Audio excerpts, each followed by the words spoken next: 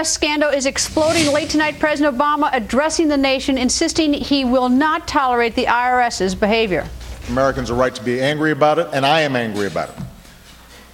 I will not tolerate this kind of behavior in any agency, but especially in the IRS, given the power that it has and the reach that it has in all of our lives. The president also announcing the resignation of the acting IRS commissioner. But did the president make him a scapegoat? Karl Rove joins us. Good evening, Karl. Hey, Greta, how are you? I'm very well. So, Karl, the news tonight that the acting commissioner has resigned, and one of my colleagues here at Fox News, anchor special report, Brett Baer, has sent an email and says that the acting commissioner was set to resign the position of acting commissioner as of early June, and he leaves the IRS entirely a couple of months later, regardless of the current controversy. He got that from an official close to the acting commissioner, right. And of course he only came into the job in November. So is he a sacrificial lamb or what? Well, actually, Greta, he has in the IRS, in the federal law, and you can only be an acting director so long. So he was coming to the end of the term that he could be the acting director. They either needed to make him the actual director or replace him with somebody else. So in June, he was out one way or another. And I thought it was interesting today. He said, issued a statement saying he looked forward to an orderly transition. So the president didn't tell him to pack up your desk and get the heck out by a close of business. Apparently, he's going to remain there for some period of time until they name an acting replacement. Greta, I can't. That statement tonight by the president was a faux anger. First of all, remember on Friday and then earlier today, on Friday the president and earlier today, Jay Carney both said, well, if this happened at the IRS, we'd be upset. Well, the IRS admitted last Friday that they did this. It wasn't a question of confirming it. They admitted it last Friday. And so the president knew that the public outcry was rising. And so he went out tonight and said he would fire the acting director. And, two other things he was going to do. He'd have the IRS would implement the IG recommendation, the Inspector General report. Oh, really? Thank you. You were going to have to do that anyway. And second of all, he promised to cooperate with Congress in an investigation of the matter. Well, Mr. President, you had no choice. You were going to have to. You're going to have to cough up your Treasury Secretary and key officials of the IRS to go testify before Congress. So this was a nothing burger tonight. It was all about PR, about trying to get ahead of a story that he'd fallen way behind on. And look, I hold him in part responsible for this. I hold a lot of members of the Senate responsible for this. I've got in my column tomorrow morning in the Wall Street Journal. Look, let's remember, Senator Max Baucus, the chairman of the Senate Finance Committee, sends a letter in September of 2010 saying to the IRS, investigate these groups. By early 2012, Chuck Schumer of New York gets 6 other Democrat senators to join him. He pressures Congressman Pete Welch of Vermont to try and get together a similar House letter, all of them saying to the IRS, you better do something about this. And in part, the president's responsible. He went out in September of 2010 and said that 501c4 groups were, quote, enemies of democracy, end quote. So, there's more than just low-level bureaucrats who are responsible for setting the tone and encouraging this kind of behavior.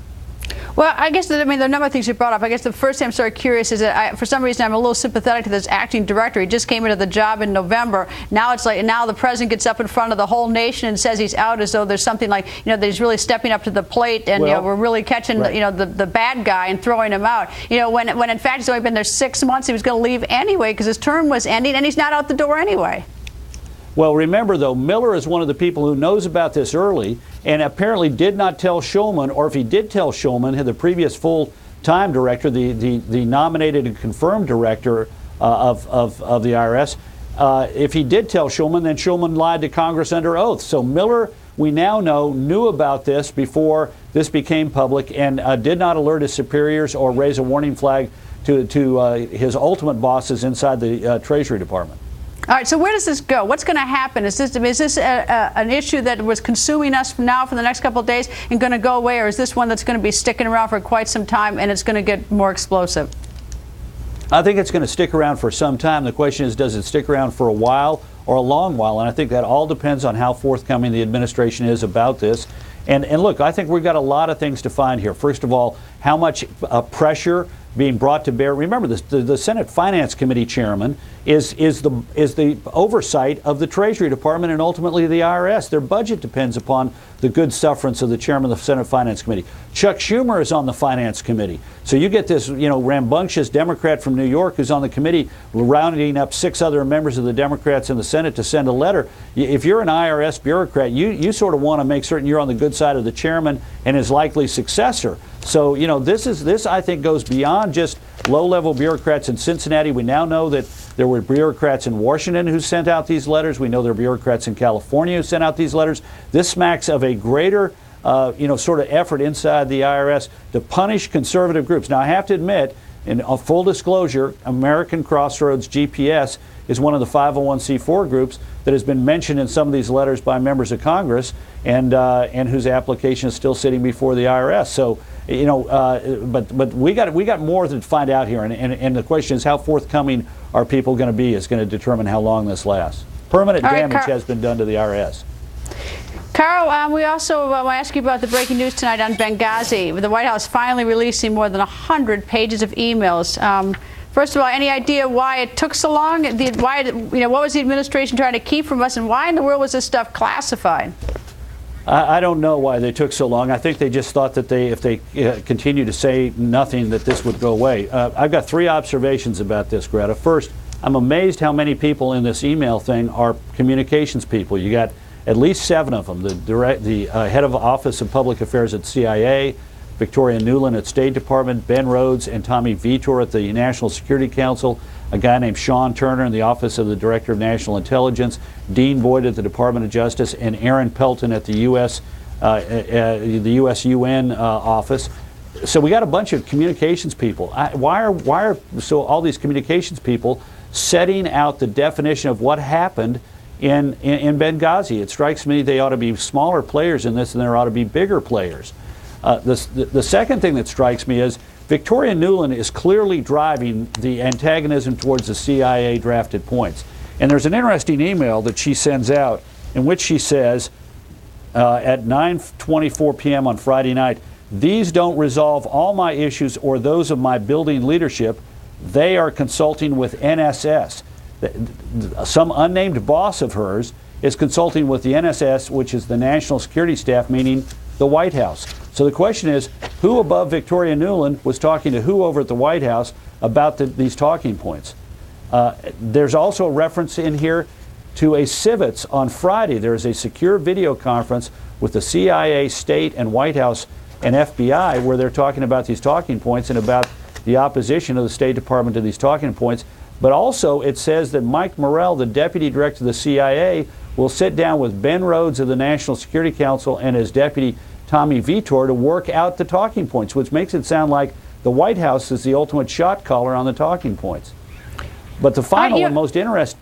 I'm sorry. Go ahead. Well, the final and most interesting point to me is the question we've never gotten answered is, who is responsible for cooking up the story that the anti-Muslim video is what caused this? And we may have a clue in these.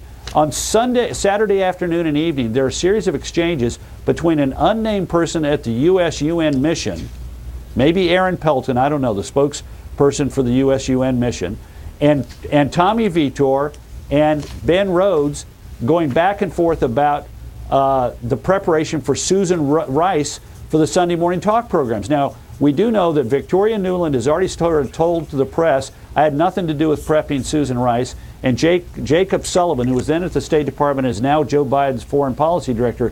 He too says I had nothing to do with preparing Rice. But we have Pelton in communications with the White House, Ben Rhodes and Tommy Vitor saying, we need to get finalized on what we're going to say tomorrow morning. So my question is, who is responsible for cooking up this story? And maybe Aaron Pelton, Ben Rhodes, Tommy Vitor, or somebody else at the U.S. UN mission who was involved in sending those emails ought to step forward and answer the question of whether or not it was them who cooked up this story. I have 2 things. One is that I think Victoria Nuland is sort of an interesting study in this. First of all, she's the one who wanted to, at one point, I think it was on the night of the 14th, which was Friday, she sent an email that said the line about knowing there were extremists among the demonstrators will come back to us at the podium, answering how do we know who they are. So she was worried about that. But she's also been she's worked very She's been a Republican administration employee, a Democratic administration employee, and she's now a very strong advocate in this, and her name appears all over it, so she's interesting. But the overriding conversation, the only overriding question I have is, why did everyone just tell the truth from the get-go? What's wrong with admitting it was terrorism? I mean, we need to know if we're like, if there's a risk out there. I don't like all this scurrying around, all this hiding of the emails, classifying this dog and pony. We've got Jay Carney, who I don't know how he faces the White House press corps now, having said that ridiculous stylistic thing. How is he supposed to develop credibility on behalf of the president from here? Right. I mean, you've got all this because, for one simple reason, they just didn't want to tell us the truth from the get-go. Right. I mean, and for no reason. I mean, no one got rich off this. Well, no real reason. They had political reasons. The head of the Office of Congressional Liaison at State participates in this and sort of says, "Oh, we can't tell members of Congress about the warnings about all these previous incidents. That'll come back to haunt us." Well, they're clearly engaging in CYA. And now, what's interesting though, and again I repeat, Victoria Nuland is operating on behalf of, quote, her building, and she says they aren't happy and they are in touch with the National Security Council staff. Who was it that was at State Department who was unhappy? Was it Cheryl Mills, the chief of staff to Secretary Clinton? Was it Secretary Clinton herself? Who was she talking to at the White House? Who were they talking to at the White House? Were they talking to Donilon? Were they talking to the chief of staff? Who were they talking to at the White House? And frankly, I'm a little bit, it gives me a little bit of comfort that adults were trying to resolve this, not just simply all of these press types running around. And then, of course, finally the question is, was it Pelton at USUN who briefed Susan Rice? And did Pelton come up with the lie about the video? Did they come up with it? They were in conversation, whoever that person was, with Rhodes and Vitor. Was it one of the two of them that concocted it, or one of their bosses? Did they tell the USUN staffer, hey, here's what Susan Rice needs to say tomorrow morning? This is the biggest lie we had it told over and over again by a wide variety of people. The question is, who's responsible for propagating it? And the American people deserve to know. I think, and let me just add one thing, when it's a matter of life and death, I think we ought to be honest. All the political games that are played in this city, when it comes down to life and death, and that's what this is, in terrorism that could strike any one of us anytime, that they should have told the truth. And, and I hope we finally do get to the bottom, and we'll find out who did what and who didn't do what. Karl, thank you. You bet. Thank you.